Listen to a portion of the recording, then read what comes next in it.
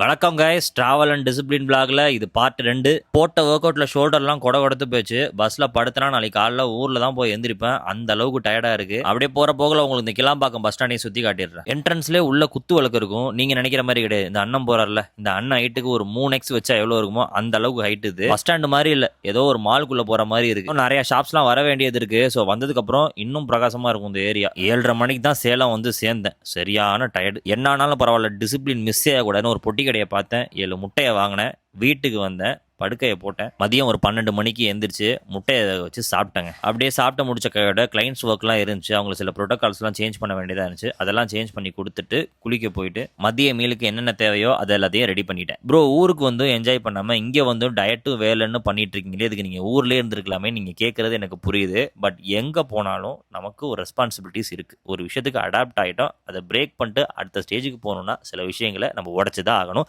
அதில் ஒன்றா தான் நான் அதை பார்க்குறேன். இந்த ஒரு மெசேஜ் பார்த்தேன், 11 மணி நைட் எனக்கு வந்துச்சு. உடனே நான் அந்த நம்பருக்கு கால் பண்ணேன். அவர் என்கிட்ட என்ன சொன்னார்னா, எனக்கு இது என்னோட ட்ரைனர் தான் ரெக்கமெண்ட் பண்ணாருன்னு. நான் ரொம்பவும் ஷாக் ஆகிட்டேன் அதை கேட்டுட்டு. எல்லாரும் அப்படி இல்லை, ஒரு சிலர் இன்னும் இதை பண்றீங்க. ஒருத்தவங்க என்ஹான்ஸ்டா பாடி பில்டிங் பண்றாங்கன்னா அது அவங்களோட பேஷன், அது அவங்க வாழ்வியல மாற்ற போகுது. அவ்வளோ உழைப்பு போடுறாங்க. இதே மாதிரி தான் நேச்சுரலா பாடி பில்டிங் பண்றவங்களும். ஸோ எல்லாருமே ஒரு ரெக்கக்னேஷனுக்காக தான் ஓடிட்டு இருக்கும். இந்த இடத்துல ஜென்ரல் ஃபிட்னஸ் பண்ணி ஸ்ட்ரென்த் கெயின் பண்ணணும்னு கேட்கறவங்களுக்கு எதுக்கு இதை சஜஸ்ட் பண்றீங்க? இந்த மாதிரி விஷயங்களை பண்ணாதீங்க. அதில் வர காசு என்னைக்கும் நினைக்காது.